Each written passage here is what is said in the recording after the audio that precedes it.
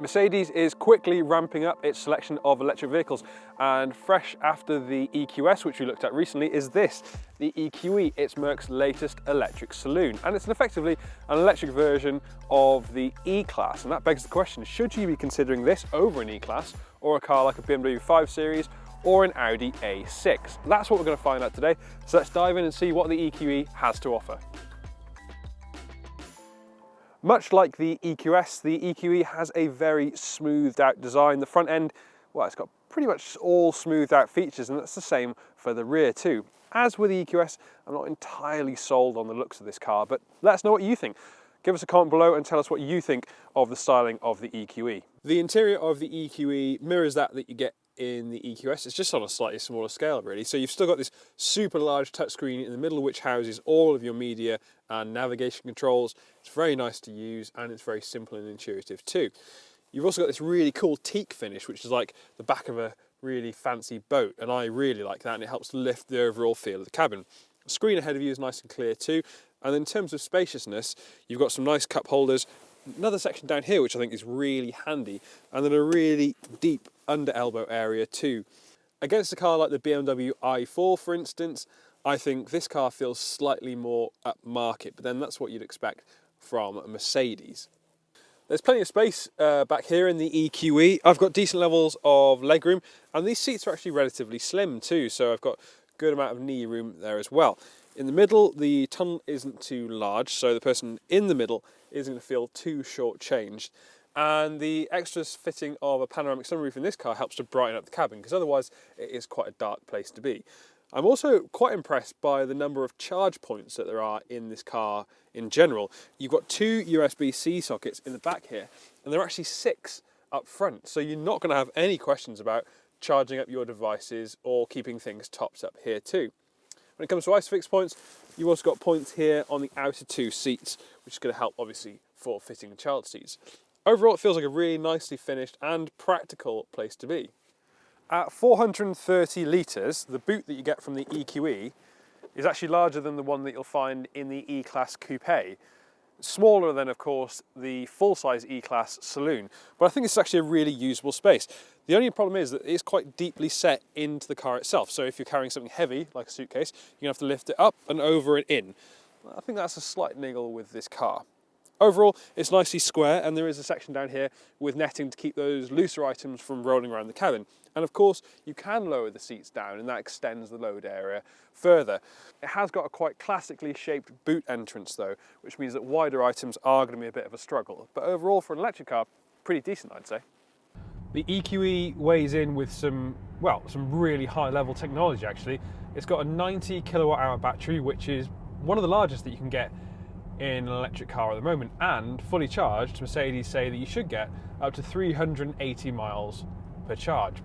During the summer, when you can get nearly 380 miles, I think this is going to be great for longer trips. And actually, the way that the power is managed in this car is really very pleasant.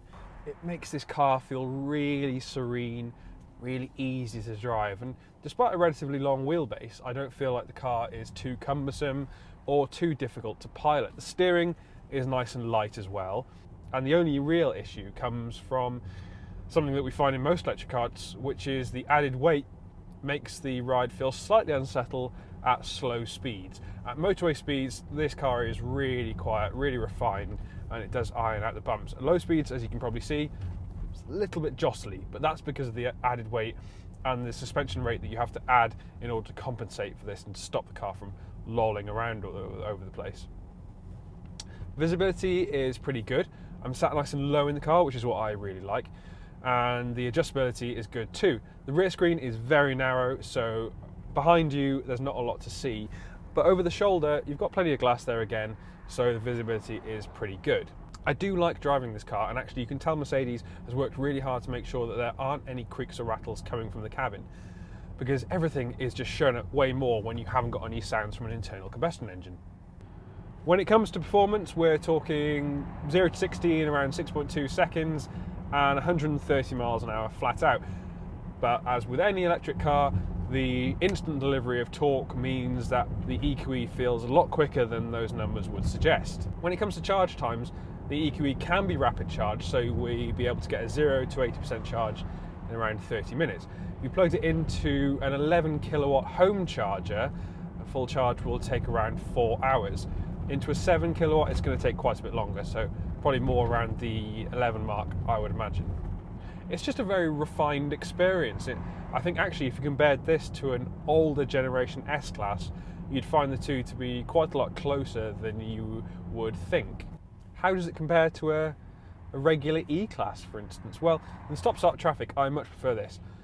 I find electric cars most of the time to be very relaxing, and the absence of any kind of hum from an internal combustion engine is very pleasant. And as I've mentioned, the general fit and finish of this car is good, so that any of those squeaks and rattles aren't shown up even more than they might be with a diesel engine up front. On the motorway, I'd say that they're pretty like for like.